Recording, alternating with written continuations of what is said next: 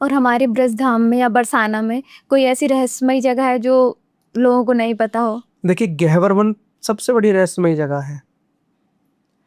वहाँ अनेकानेक गुफाएं भी हैं, जहाँ आज भी बहुत जो संत जन हैं वहाँ भजन कर रहे हैं। किसी को नहीं पता कहाँ से आते हैं, कहाँ गुम हो जाते हैं।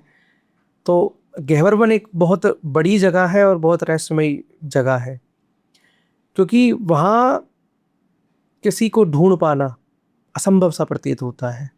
जिन पर श्री जी ठाकुर जी कृपा कर रहे हैं वो आज ही वहाँ तपस्या कर रहे हैं। और ब्रजमंडल में, ब्रज 84 कोस में ऐसे बहुत सारे स्थान हैं रहस्यमयी, जहाँ की जो लीलाएं हैं आज विज्ञान उनको नहीं समझ पाता है। बहुत सारी ऐसी जगह हैं।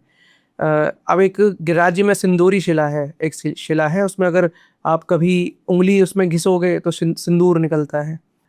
मुखराई गांव है, राधा रानी का ननिहाल जिसे कहते हैं, वहाँ पे एक शिला है। तो एक, जब राधा रानी अपनी नानी के यहाँ जाती थी तो वहाँ एक शिला में एक पत्थर से उसे बजाती थी, तो उस शिला में से घंटों की आवाज़ निकलती है। तो ये सारी चीज़ें बड़ी रहस्यमयी हैं कि ऐसा कैसे संभव है। जी। एक शिला से सिंदूर निकलना, एक शिला से आवाज़, घंटों की आवाज़ निकलना, और ऐसा नहीं है कि हर कॉर्नर पे आप बजाएंगे तो अलग अलग फ्रीक्वेंसी की आवाज़ें निकलती हैं। कैसे संभव है वो श्री जी जाने। जी।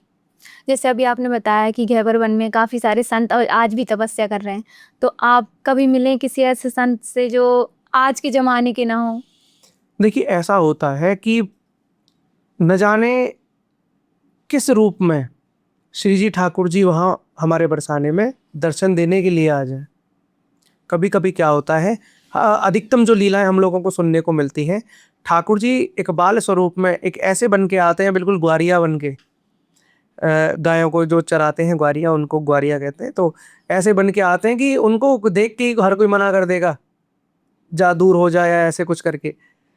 ऐसे ही श्री जी बाल स्वरूप में बड़ी छोटी सी हमारी श्री जी की ऐसा है कि एक बड़ी सुंदर सी कन्या के रूप में जब जब आती हैं, बड़ी सुंदर सी कन्या के रूप में दर्शन देती हैं। अधिकतम जो संतों को दर्शन हुए हैं वो भी इसी रूप में हुए हैं। एक छोटी सी कन्या आती है बड़ी सुंदर सी, और दर्शन दे के पता नहीं कहाँ विलुप्त हो जाती है, पता ही नहीं चलता है। ऐसे ही जो ब्रज के संत हैं जिन पर श्री जी ठाकुर जी की कृपा है, वो बड़े रहस्यमयी हैं। उनका नहीं पता चलता कौन है, क्या है, कैसे हैं, कहाँ से आ रहे हैं, कहाँ रह रहे हैं, कहाँ इनका भजन चल रहा है। आजकल तो लोग भजन का प्रदर्शन करते हैं, माला दुनिया में लेके घूमे हुआ माला है। कभी भी दो चीज़ें हमारे ब्रज में कही गई हैं कि इनको गुप्त रखो, एक तो अपना भजन और एक अपने ठाकुर जी की सेवा। इन दोनों का कभी प्रदर्शन नहीं करना चाहिए कि आप कैसे कर रहे हैं, क्या कर रहे हैं, इसका मूल स्वरूप क्या है, क्योंकि नज़र लग जाती है। आप कुछ भी करके देखिए, मैं उसका ही मतलब नहीं ले रहा हूँ। आप कोई भी काम भी यदि शुरू करते हैं, यदि आपने उसका ज़्यादा कुछ प्रदर्शन कर दिया, 10 दिन लगेंगे उस काम को फ्लॉप होने में। नज़र एक ऐसी चीज़ है। हमारे यहाँ ब्रज में एक कहावत है कि हाय पत्थर वो फोड़ देवे। जो हाय लगती है तो वो जी। पत्थर को भी फोड़ देती है। तो ये सारी चीज़ें हैं, नहीं प्रदर्शन करना चाहिए। बहुत लोग आजकल के अधिकतम सभी लोग अपने भजन क्या कर रहे हैं, वो केवल दिखावा कर रहे हैं। भजन ऐसे नहीं होता है, ना उसका कभी प्रदर्शन होता है। हमारे ब्रजवासी नित्य भजन करें, कौन है दिखावे साहब? कोई है ना दिखावे। जी। उनको ही पता है या उनके ठाकुर जी को पता है ये करते क्या है। तभी तो कृपा है, तभी तो औरों जैसा जन्म नहीं मिला जो आज दर दर भटक रहे हैं। तो हमारे क्या में ब्रजवासी की यही ब्रज में जन्म मिले और यही रज में रज है जाए, मतलब इसी रज में मिल जाए, और इससे ज्यादा वो नहीं चाहते। जी। कहते हैं कि कहा करूं वैकुंठ ही जाए, जहां नहीं नंद, जहां नहीं यशोदा, और जहां नहीं गोपी ग्वाल न गाए।